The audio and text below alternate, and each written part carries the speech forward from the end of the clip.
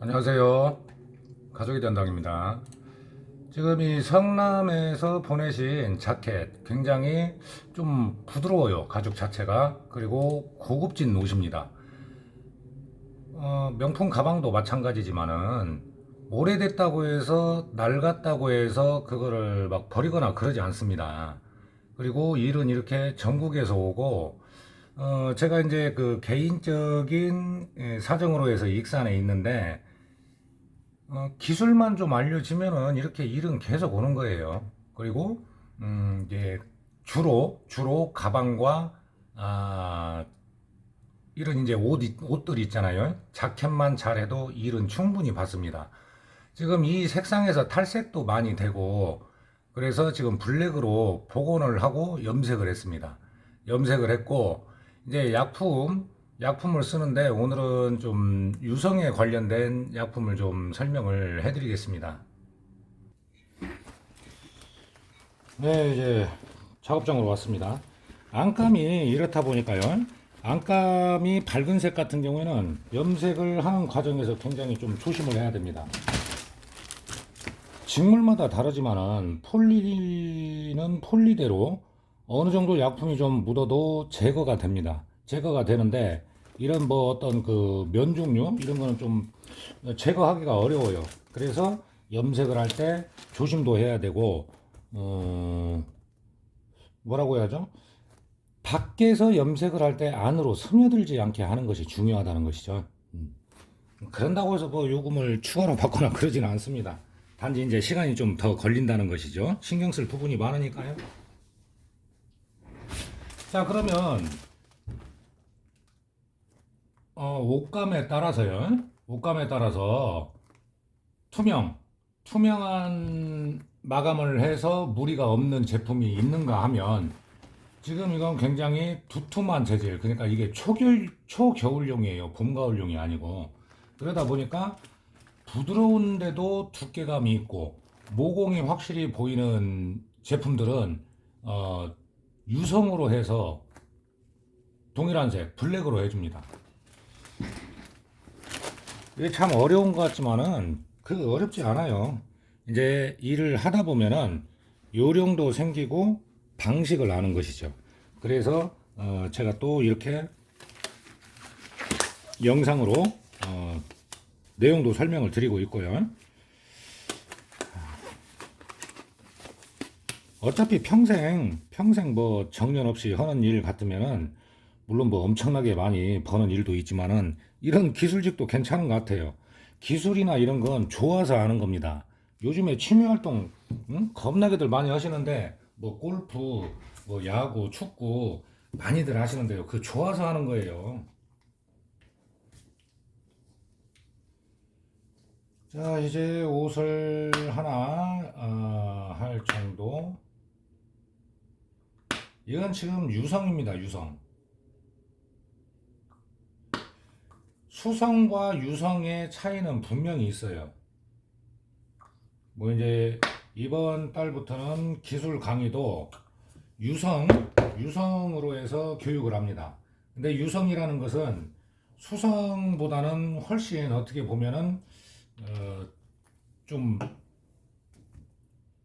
좀 어렵다? 그런 표현도 맞는 것 같아요. 그런데 뭐냐면 유성을 반드시 알아야지만이 일의 마감이 된다는 거예요. 지금 현재는 좀 텁텁하죠? 희석은 20% 미만 정도로만 해줍니다. 그 저울로 안 달아도 돼요. 왜냐면 계속 하다 보면은 이게 이제 어느 정도 이렇게 저어봤을 때 어느 정도 움직임이고 어느 정도 농도인지를 보면은 이 정도면 됐겠다 하는 것을 알 수가 있습니다. 그리고 이제 중요한 것은 약품이 나가는 양 조절이죠.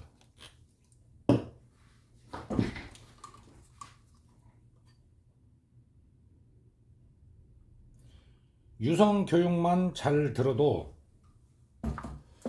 이 복원 사업을 시작하는데 80% 정도는 안다고 보시면 돼요. 자, 이제 염색을 해볼 건데요. 양을 약간 늘려줍니다.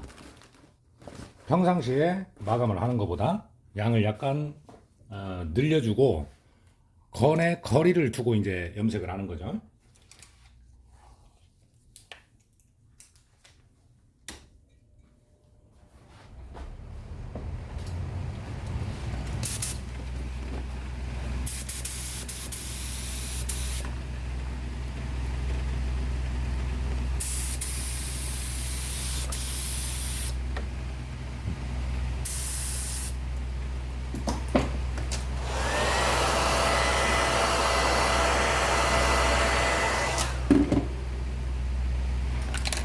이 정도 양으로 한 2번 정도 그렇게 해주면 될 것 같습니다. 나오는 양 체크는 저는 뭐 10년 넘게 했지만 지금도 하는 과정이에요.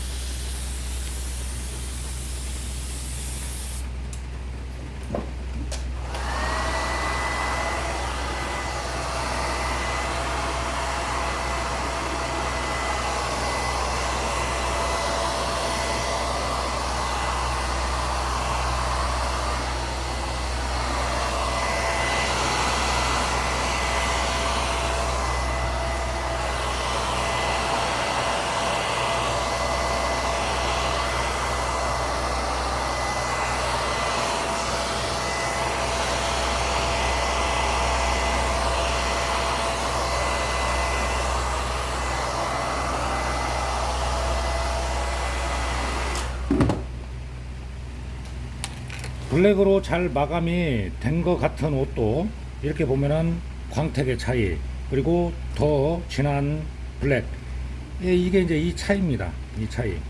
그래서 마감을 할 때는 약품을 어떻게 그냥 그 투명으로 해줄 것인가, 아니면은 동일한 색으로 해서 블랙이면 블랙 이렇게 해서 유성으로 마감을 하면은 훨씬 보기도 좋아요. 그리고 염색 자체가 튼튼하게 고착이 되는 것이죠. 자, 소매 부분을 한번 해서 다시 비교를 해보겠습니다.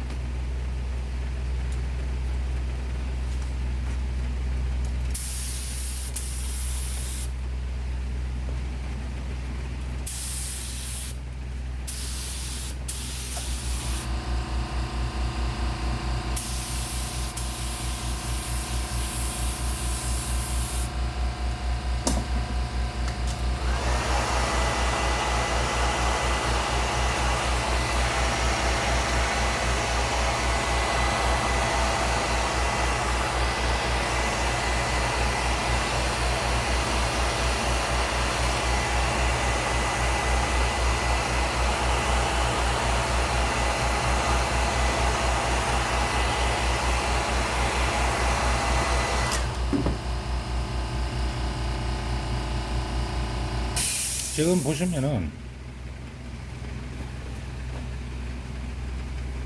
마감 염색을 한 부분과 안 한 부분과 차이가 느껴지시죠? 광택도 다르고. 그래서 이 마감을 그 같은 색으로 해줄 때는 약간의 양을 늘려서 해주는 것이 좋고요.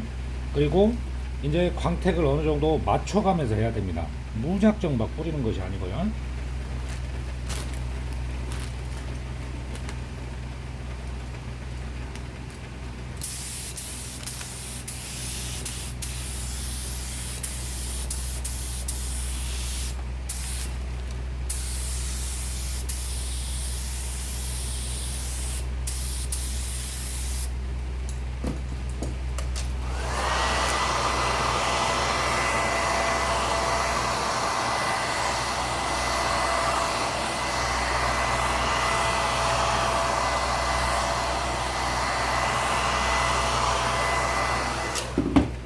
자, 이렇게 해드려야 손님이 입을 때도 오래 입어도 어떤 특별한 문제가 안 생기고 그럽니다. 차이가 나죠. 그리고 유성으로 마감을 할 때는 시석은 약 한 20% 미만 정도, 그 정도가 적당합니다. 이제 하나하나 알아 놓으시다 보면은 뭐 공예를 하든 도건이를 하든 이런 내용들을 알고 계시면은 많은 도움이 돼요. 공예품도 이걸 안 쓸 것 같죠? 씁니다. 공예를 하는 사람들이 저한테 배우려고 하는 것이 뭐냐면 복원을 해서 하는 것보다 공예에 대해서 조금 이제 그 어떤 본인의 스펙도 늘리고 기술도 늘리고 그렇게 하려고 약품을 배우는 거예요. 약품을.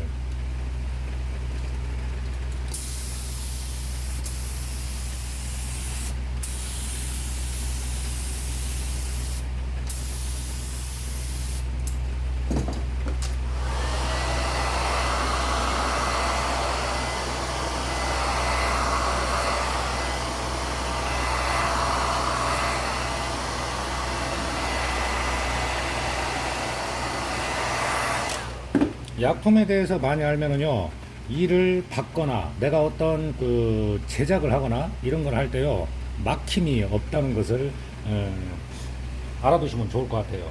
이제 여기 한 칸씩 이렇게 염색을 마감이 들어가는데 되도록이면은 잊어버리지 않고 중복되지 않고 너무 반복을 해도 안 된다는 것이죠. 그러니까 내가 염색한 구간을 기억을 하면서 해야 되기 때문에 한 칸씩 이렇게 마감 염색을 해줍니다.